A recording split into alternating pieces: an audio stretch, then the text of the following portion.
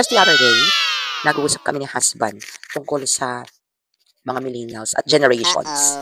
So, sabi ko, alam mo kakaiba talaga yung mga millennials. 'Di ba? Sa lahat ng mga generations, let's accept it.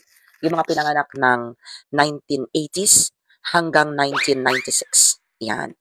Tayo yung mga tinatawag na millennials. The tita generation, tita and titos. 'Di ba? Titas and titos. Yan. So, mga batang 90s, sabi nga nila. And, kapag millennial ka, narito daw yung mga katangian. Number one dyan is, did you know na millennials are tech-savvy? So, ito yung mga generation na tech-savvy. Kasi dito pumapasok yung transition between the old and the new generation. Tandaan na before millennials, nagkaroon ng yung mga boomers. Tapos, before yung mga boomers, yun yung mga silent generation. And silent generation was the post-war generation after ng World War, di ba? So, at colonization. Sa Philippines, we are talking about Filipinos. So, disclaimer, this is only for Filipinos. Kasi nga, this is based on my experience and my research on Filipinos, culture, and practices. So, silent generation, because, syempre, kakatapos lang ng gyera, nandun sila sa medyo post-war trauma, ganun. Tapos, dumaan sila sa literal, tahimikan. So, after that, yung mga boomers, yun yung mga lolo natin. Diba? Yung mga lolo at lola natin. Mga boomers. Bakit siya boomers? Kasi after silent generation, naka-move on na sila. Naka-recover na from the war, trauma from war. And nagkaroon na sila ng, syempre, mga sariling buhay, work, love life, career, everything. And so, nag-boom ang population. Because of that, tinawag silang boomers. Yun yung mga lolo at lola natin. Kaya kung mapapansin ninyo, yung generation ng mga boomers, yan yung maraming anak. Diba? Yan yung parang hindi na uso noon ang birth control, charis. At talaga nagparami sila. Kasi syempre, maraming mga nalagas nung panahon ng gyera. At nung silent generation, maraming takot siguro sa commitment, ganun, kineso. So, because of that, nung silent generation, walang masyadong ganap ang earth. But, noong boomers, ng mga baby boomers na, talaga namang bumawi ang mga lola at lolo nyo. Diba? So, dumami ang population. So, let's talk about millennials. Kasi, particularly, I want to talk about millennials, itong content na to, itong topic na to, for today's video. And yan nga, tech-savvy because after ng mga baby boomers, itong pagpasok ng millennials, doon pumapasok kasi nga 1980s, no? Hanggang 1996. So, dito pumasok yung millennial because of the year 2000. Before year 2000 pa actually, 1997, 1998, nagkaroon na ng computer, right? So, because of that, through the discovery of invention of Bill Gates, yung creation ng Microsoft ng computer, syempre, doon pumasok sa generation ng millennials. So because of that, na-introduced sa ating mga millennials ang technology, ha? Yan yun. So, dahil sa technology, dahil na-introduced sa atin ang technology, tayo yung una na generation na gumamit. Kasi wala pa naman yung mga Gen Z, Gen Y, no? Mga alpha na yan, wala pa naman noon. Kasi nga, syempre, di ba sila pinapanganak? Di ba? Tayo pa lang to, be. So, dahil doon, tayo ang unang nakaranas. Yung mga panahon ng Lotus 1, 2, 3, WordStar, mga ganun, be. Nung high school na ako, matandaan ko, best in computer ang person. Tapos malaking computer, malaking CPU. Tapos meron kaming computer room, ganun. Tapos in-introduce sa amin with certificate ng person. Yung mga best in computer, Kineson, WordStar, Lotus 1, 2, 3. Tapos malala ko yung kuya ko, nag-aral sa isang university. That time college pa lang yon. Tapos ang kinuha niyang kurso was computer programming. O, diba? Bongga. Pero ngayon, wala na, hindi siya applicable. Even yung husband ko actually, 2000, early 2000s, yan. Graduate siya ng IT, computer programming sa isang computer school. Kasi there were two computer schools in Tuguegarao City at that time. STI and AMA. Yeah. Parang may isa pa ABE. Something like that. Pero ewan ko, next on Trestek, sa ibang school ako nag-aral. So yun. Kaso, ang hirap lang sa computer, no? Nag-upgrade siya. So si kuya ko, hindi niya na-i-practice yung kanyang pagiging programmer.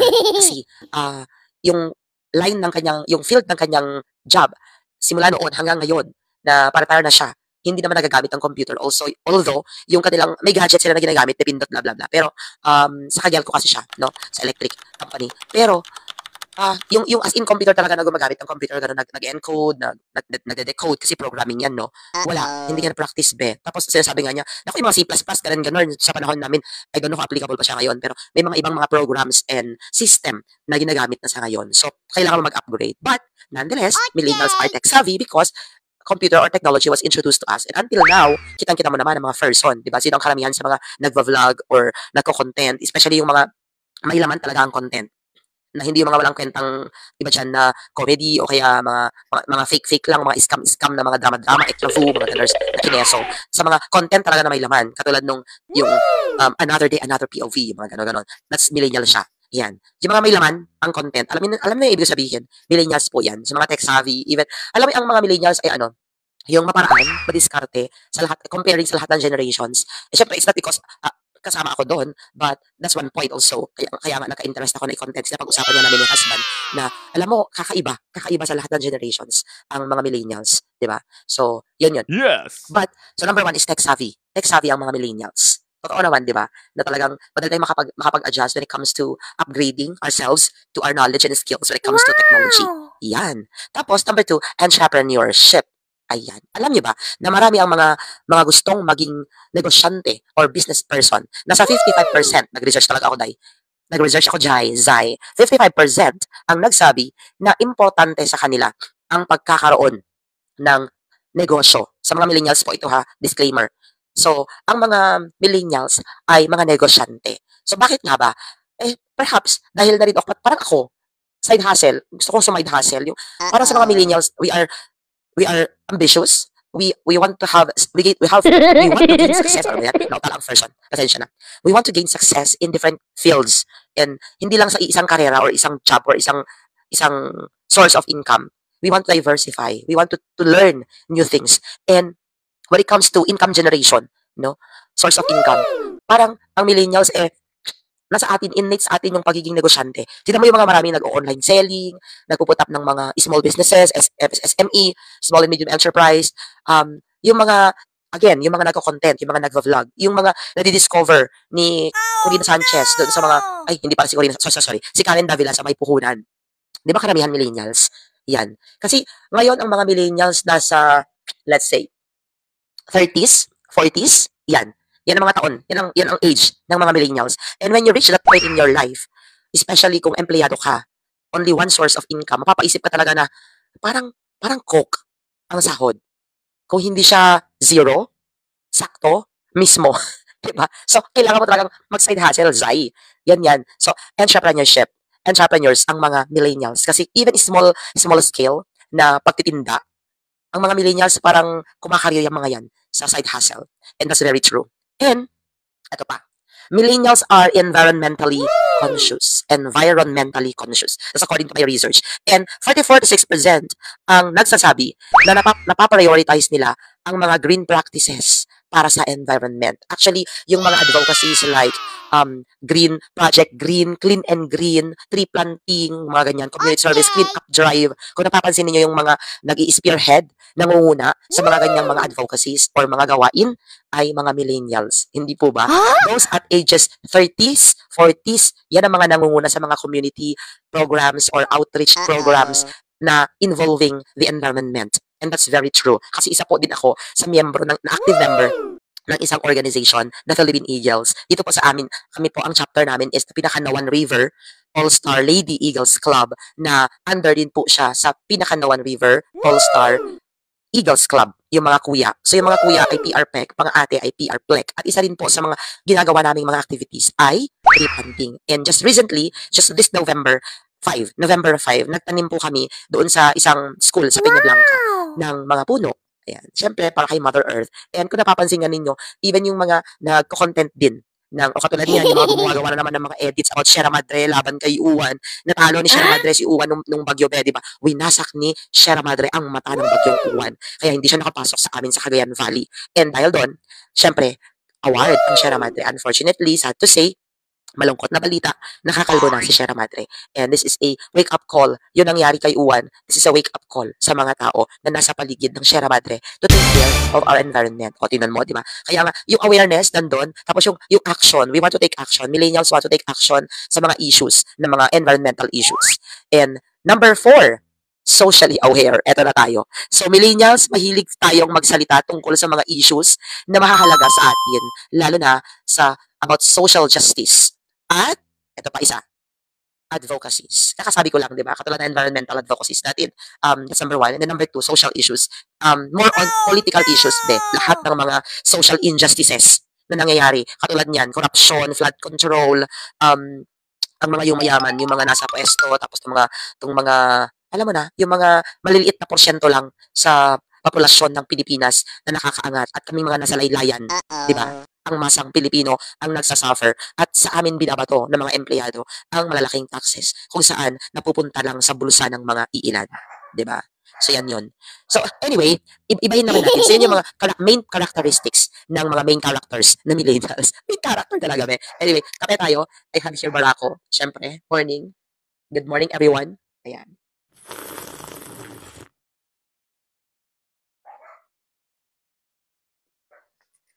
Papapasukin ko lang yung aso kasi maingay, ha? Wait lang. So nakita niyo sa likod ko yung mga shoes. O isa yan sa mga side hustle ko. Aside from being a teacher, si teacher team, nagbebenta rin ng sapatos. Mag-live selling din ng sapatos. Actually, nag-close na yung aming store. Pero naglagay si husband sa isang mini grocery ng kanyang kapatid ng mga stock. Tapos yan, nandyan lang. Minsan-minsan nagpo-post yan, so nagde-deliver siya. Anyway, ito na yung mga libangan. Ano ang mga libangan at trends ng mga millennials? Ito yung napag-usapan namin ni husband. Kasi sabi ko nga, parang yung mga kabataan ngayon, Gen Z, no? Gen Z, Alpha. Yung mga Alpha malalaki na ba? Hindi maliliit pa sila. So Gen Z muna. So ito mga Gen Z natin, parang ang mga libangan nila is only gaming, computer, gadgets, mga ganyan lang, no? Nung panahon namin, mga millennials, mula sa pagkabata, paglalaro ng lupa, pagbubuo ng bulkan-bulkan mula sa lupa, lagyan mo ng tubig, tapos ganun mo yung elbow mo, tapos ihian mo siya, ihian mo siya, tapos bahay-bahayan, tago-taguan, patintero sa kalsada. Wala pa masyadong mga noon. Nakatira ako sa isang sentro ng isang bayan sa probinsya namin dito sa Cagayan. Pero hindi pa ganoon karami ang mga sasakyan noon. So kapag kagabi, nakatapat kasi yung bahay namin sa isang poste ng kuryente. So, pagka naiilawan yung kalsada, yung area namin na yan, yung block namin. So, ang ginagawa namin, nagtitipon-tipon kami ng mga kabataan, yung mga kapamillennials ko. Tapos, habulan kami doon, taguan kami doon, patintero, binabasa namin yung kalsada. Alam mo yung linya ng kalsada? Literal die. Binabasa namin yon. Doon kami nagpapatintero. Mapapansin mo naman kung may parte ng sasakyan, may ilaw. Diba? So, may headlight yan. So, kapag may napansin na kami may ilaw, gilid. Pause muna ang laro. Okay, Chinese garter, dye, tapos bahay-bahayan mula sa mga dahon ng saging, hindi kami nagpuputol-putol ng puno ha, hanggang dahon ng saging lang kami. Tapos mga sako, ganon. Tapos pag umulan, maliligo ka, tapos meron yung gutter, doon ka feeling mo na sa waterfalls, be. Tapos, punta ka sa ilog, ganon. Meron maliit na, hindi siya ilog, pond, Peppa Pig, ikaw ba yan? So, yung pond, doon kami naliligo. Bakit kapag umulan? So, slide ko dun sa putikan, ganon. Hanggang sa yung white na damit mo, naging brown na siya, chocolate na. Tapos kung saan naliligo yung kalabaw, o di, tropa kayo ng kalabaw, maligo kayo together. Diba? Yun yung mga ganap. Tapos, tindahan, ang pera mo is dahon ng bayabas, ganon, luto-lutuan, mula sa tin can ng sardinas, lagyan mo ng tubig, 3 bato, maglagay-lagay ka ng stick, sindihan mo sa posporo, tapos ang niluluto mo lang pala noodles, yung mga ganon. Tapos yung mga camping sa school, may tent, ganyan, ina-enjoy natin yan, di ba? So within the school, pero ako kasi walking distance lang ako from the school, so madaya ang person. Pag uneasy na ako, yung hindi na ako comfortable doon sa setup kasi nga mainit, ganyan, kasi pag naka-camping kayo sa school tent, mainit zay. Uuwi talaga ako, tatakas ako. Kasi wala electric fan doon, walang kuryente. Tapos kinaumagahan, pila kayo sa banyo sa school. Kasi sa school compound lang naman yon yung camping. So again, nababawat ang person, sa initan, nairita, uuwi ako sa bahay, doon ako maliligo, di ba? Tapos yung luto-lutuan namin doon, ganon. O sino makakagawa ng apoy sa pamamagitan ng posporo, mga kahoy, mga mga stick-stick, ganon. Ay nako, uuwi talaga ako, ayoko maglaga ng itlog, ganon. 'Di ba? Pero it was fun. So, ang mga libangan ng mga millennials, yun mga yon. Hindi katulad ngayon na yung mga bata, what's that? Sabi mo, Chinese garter ka, tumayo ka, ganon, mag-exercise, magpatintero. Konting pawis lang, be, papasok. It's so hot outside. 'Di ba? Kaya reklamo, Zay, tatakbo lang ng onti, it's so hot outside. Samantala nung kami noon, mga anak araw, ayaw matulog sa tanghali pag sinasabi ng magulang na, matulog ka na lumaki. Kaya siguro ako hindi lumaki, nakaloka. So, yun ang nangyari. Pag matulog ang nanay, lalabas ako, tatakas ako, makikipaglaro ako. Yan, matakbuhan. Tapos, natuto ako mag-bike na wala akong bike. Kasi nakikihiram lang ako sa kapitbahay. Tapos, may sugat ako dito. Hanggang ngayon, may marka siya. Kasi, nalagulog yung bike. Nahulog. Sa may kanal. Yan. Sugat-sugat ang first one kasi walang preno. Sabi naman kasi nila, pag gusto mo matutong mag-bike, doon ka sa may inclined na daan. Para dumire-diretso siya. So, wala ka talagang choice kundi perasahin mo yung sarili mo na i-guide. At pwede i-balance eh. Hindi ko na balance dahil nalaglag ako sa may kanal. Ouch! Aray ko, 'di ba? sakit. Masyakit dash. So anyway, natuto ako mag-bike. So hanggang ngayon, natuto ako mag-bike. Tapos, natuto ako mag-gitara. Dahil, millennials, high school days. Again, wala akong gitara. Nagpapabili ako kay nanay ko noon, kay mama. My mom is also a teacher. Pero, hindi ako binilhan kasi at that time, tatlong kapatid ko nasa college. O, di ba, imaginein mo yun. Ako ang bunso. Tatlo sila nasa college, isa nasa high school. Ako nasa, high school na rin ako. Magkasunod na kami sa ate ko. Tapos, andun kami sa part ng buhay namin ng high school. Millennials to ha. Lalabas sa pag-weekends, maghahanap kayo ng mga tropa mo ng buko, aakyatin ng mga boys, maghahanap yung mga girls, kakain yung mga girls, magbabangka-bangka kayo, tapos alay lakad na napakalayo, tapos may camera tayo na yung the film na 36 shots, may libreng 2 shots or isa, ganon. Kailangan hindi pwede magkamali kasi pag nagkamali ka, hindi yan digicam. Ano yan, develop mo yan, parang kayo ng crush mo, hindi nagka-develop pa. Charis.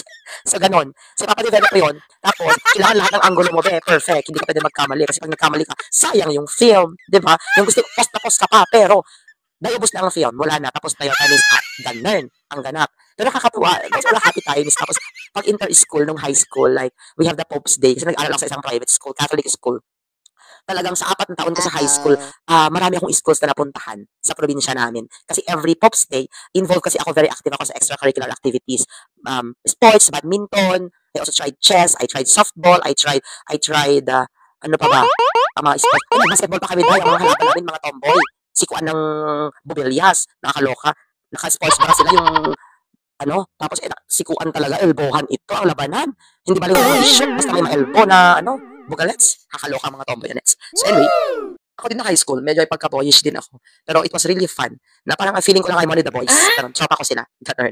Tapos, nung high school, JS Prom, syempre kakaiba kasi pioneer kami. So ang mga partners namin nung third year kami, wala kami lang. Tapos nung fourth year, syempre ang partner namin, yung mga juniors na namin kasi seniors na kami. Then, masarap maging pioneer graduates na isang school. Kasi yung up until now, mayroon pa yung mga grupo-grupo like may GC na kami, ganun. Tapos minsan reunion, get together, ganyan. So, ano naman sa modernized naman. Modern version of millennials. Ano ang mga libangan din sa ngayon? Akala nyo na pag-iiwanan kami? Hindi. Noong mga taong 2000 nga, nauso ang mga Counter-Strike, mga ganun, CS na yan, Dota, ganun. Ay, naku, Zay, ang mga nangunguna dyan, mga millennials, maraming nag-cutting classes at na-kick out sa mga schools at hindi nakapagtapos na mag-aaral dahil na-addict sa Counter-Strike at Dota. Yung mga terms like Slay sa ngayon, mga laro-laro ninyo na ML na yan. Nung panahon nila, chok-chokin mo yan, sige, chok-chokin mo. Tapos, yung chok-chaka napunta sa kung saan, di ba? Napunta sa green. Samantalang noon sa laro lang yon, di ba? Baril-barilan. Tapos, gaming and YouTube. So, yan din. Millennials. Gawain din yan ng mga millennials. Up until now, ginagawa pa rin ng mga millennials. Actually, si husband ko, naka-install pa rin ang programs sa kanyang laptop ng Counter-Strike at ng mga gaming na baril-barilan, tsaka yung mga sa kotse, yung racing, ganyan. Meron pa din siya nun. Kasi minsan pag namimiss niya yung pagka-bata niya, isip bata ite, charis. Naglalaro pa din siya. So, katay man tayo bago lumamig, Zay.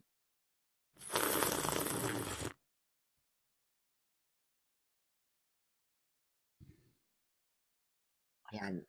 So, again, si Barako. So, gaming and YouTube, gawain din yan ng mga millennials. So, next na libangan ay social media. Sino ba mga makontent, maganap, mahanash, pala-post, pala-abang, stalker, charis, sa social media? Diba? Mga millennials. So, super active ang mga millennials sa social media. Gumagamit kami ng Facebook, ng Instagram. Ako actually, Instagram is just an extension of my FB. Kasi nag-automatic siya. Pwede din, diba? So, I'm not active. Ayan. Nangi-stalk lang ako ng tao dyan kapag may mga ginagawang hindi maganda. Charis. So, nakikipag-ugnayan sa mga kaibigan through social media. Tayo yung generation na nakapag-adapt. Recently, nung pandemic, online class, di ba? So, tayo nakapag-adapt, gumamit ng Google Meet, Zoom meeting, ganyan. So, anything like that. Video calls, yan, WhatsApp, lahat na ng mga sites na pwedeng gamitin to connect with people. Madali nakakapag-adjust at nakakapag-adapt ang mga millennials dyan. Of course, music and entertainment. Mahilig ang mga millennials sa kahit na anong genre. Sabihin mo ang genre, maski ngayon yung uso, K-pop, J-pop, at kung anong mga music yan, OPM. Ang mga millennials, madaling mag-adjust. Diba? Golden. Oh, golden tayo ngayon. Ganun. Oh, sugar on my tongue. Yes. Mga ganyan. Ang mga millennials talaga, madaling makapag-adjust at madaling makahiligan yung mga music. But of course, hindi papatalo ang mga batang 90s kasi nga, yung mga panahon ng 90s, dyan talaga nauso yung boy band.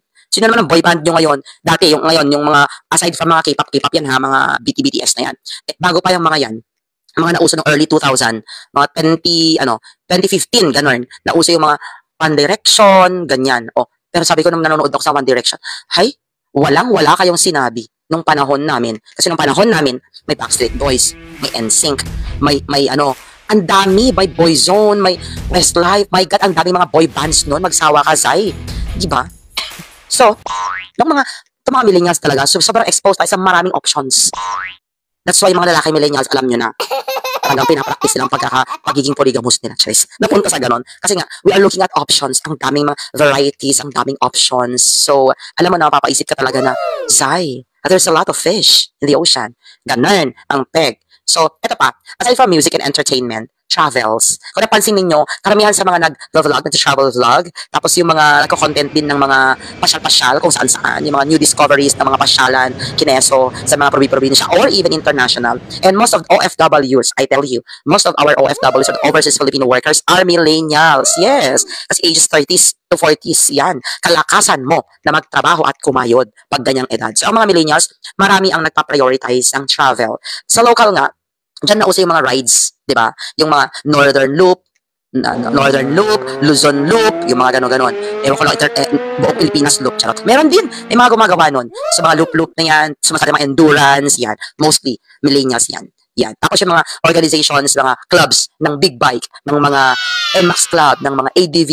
Actually, si husband ko nga, naging president yan ng Honda ADV, Adventuristas, di ba? Sa buong Pilipinas yon. Tapos, sila yung bumuo ng Cagayan chapter at siya yung president. Actually, sila nung vice niya ngayon, si Kuya Raniel, shout out, ay talagang sobrang active pa din mag-rides. And recently, nagpunta sila sa Takadang, Zai. Kasi nakita niya sa vlog din, may nag-content ng Takadang na one of the parang most risky or dangerous na inaakyat ng mga riders. Syempre, di papakabog ang person, millennial, palavan ito, Dai. Ito ang nangyari, nagpunta sila.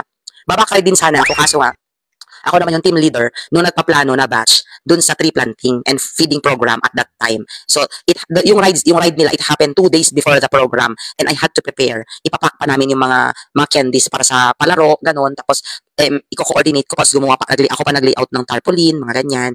So, hindi kinaya ng powers ko. Pero si Kuya Raniel, backride niya si ate, which is kasama ko rin si ate sa club, sa organization. Ayan, o diba? Mahilig sa connections. Alam mo yung connecting with people, ang millennials. Hindi connection na malakasan ha, connecting with people. Kasi, highly socialized ang mga millennials. Mahilig tayo sa maraming connections, different group of friends. Like in college, I remember, may grupo ako na quiet, the tame one, the traditional and conservative ones. May grupo din ako ng the talented ones, yung mga dancers na kasama ko na sumasali. Then, the writers. Yan. Yung mga aktivista, yung mga open-minded, yung mga liberal, ganun, palavan. So, the writers, until now, na-maintain namin yung mga GC namin. May GC kami ng quiet ones, may GC kami ng mga wild ones, meron kaming GC ng mga writers. At nakikita-kita pa rin kami hanggang ngayon. Tapos, yung teatro wala kaming GC. Ewan ko kung bakit. Kasi makasama ko sa teatro, writers din. So, at least may isang grupo pa din kami. At yan nga, sa FB, pag nagkikitaan kami ng mga post, nagko-commentan kami, mamaya mag-chat kami, kakamustahan. Ganon ang millennials. Parang for us, mahalaga ang network of people, mahalaga ang contact with friends, even old friends, high school friends, elementary friends, mahalaga ang connections, mahalaga ang friendship para sa amin. We value people na valuable, syempre, hindi alam mo yung sasabi ko. So, ito na. What about mga characteristics? Ano pa yung mga meron na pag-uugali at katangian ng mga millennials? Number 1, resilience. Millennials are the most adaptable, resourceful, and optimistic generation. Sorry mga Gen Z or mga boomers or mga silent generation. Sorry po, excuse me po, sorry na po agad. Pero according to my research, at kahit i-research nyo din, i-google nyo, the most resilient, adaptable, resourceful, and optimistic generation, millennials. Sigurado. Bakit? Kasi kami yung dumaan sa gitna ng transition between the old and the new na nakapag-adjust kami. Yung hindi kayong mag-adjust kami ang nag-adjust. Yan. So, when the new normal was coming, like, eto na yung teknolohiya, nag-adjust kami Pero nung nandun kami sa old, na eto yung mga patintero, yung mga Chinese garter, mga jackstone, ganon, ina-enjoy namin. So, kahit saan mo kami dalhin, madiskarte kami, resilient kami, resourceful, of course, nakakapag-adapt, and very optimistic.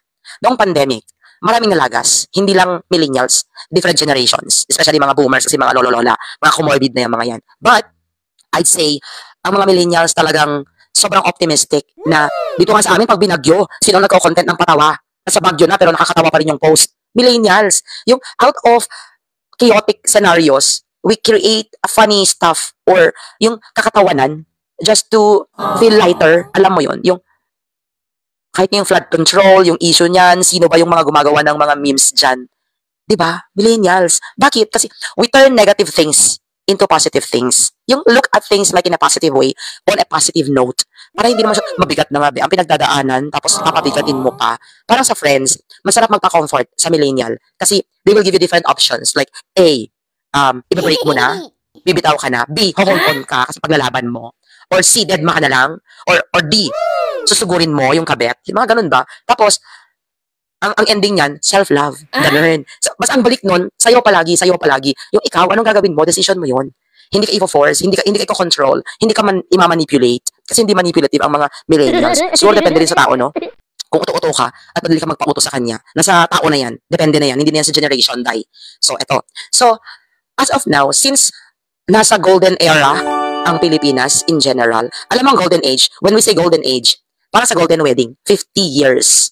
Kasi ang pag-ikot sa world economy tayo ha, world economy. Alamin natin to. Napag-aralan ko to sa training namin sa Dubai nun with Pastor Dan.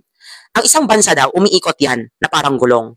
So kapag ang population mostly are on their 30s, 40s, nakagraduate na yung mga yan, nagwo-work na yung mga yan, sila ang tumutulong sa isang bansa para mag-boost ng economy. Sila ang nag-shape ng ekonomiya ng bansa para sa pagbabago, sa paglago, at sa pagiging makabuluhan through their skills, knowledge, talents, capabilities, abilities, lahat na.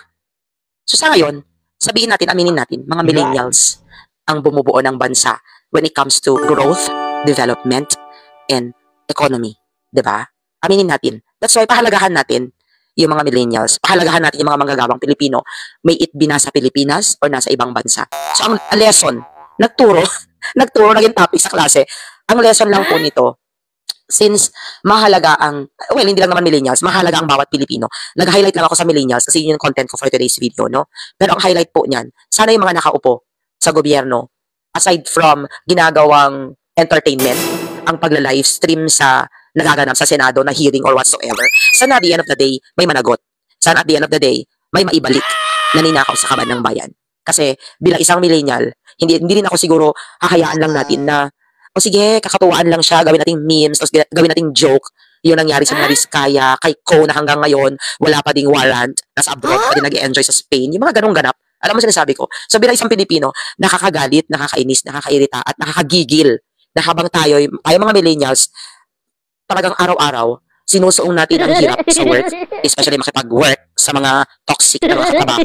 May hanash be. Pero that's true. Diba? Napaka-toxic ng working environment sa Pilipinas. Kasi ako bilang isang former OFW, na-enjoy ko ng isang dekada ang peaceful working environment abroad. Bakit nga ba sa Pilipinas hindi natin magawa? Iko-content ko nga rin yan next. Na bakit sa Pilipinas, sadyang may mga taong ang toxic na maski wala ka namang ginagawa sa kanila, sobrang hanash sila sa'yo sa hindi ko alam kung inggit ba ito, insecure ba ito, or mga walang magawa, o mga walang buhay, na walang mga sariling buhay, walang ganap sa earth, kaya yung ibang buhay ang pinapakailaman. Yung mga ganon. So, siguro, when it comes to peace, let it start with us, with ourselves. Diba? Para magkaroon tayo ng peace of mind.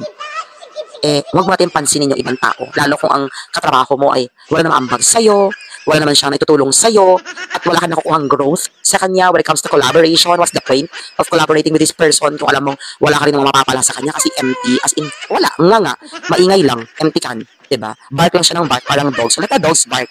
Ganon yon. But when it comes to economy and social justice, yung mga ganap sa Pilipinas, ibalik nyo yung mga nagnakaw sa gobyerno, ibalik nyo yung mga ninakaw nyo. And it's not enough na pagpiyastahan lang kayo ng media or ng post or ng hearing ng mga senator na minsan aralin nyo rin talaga yung batas.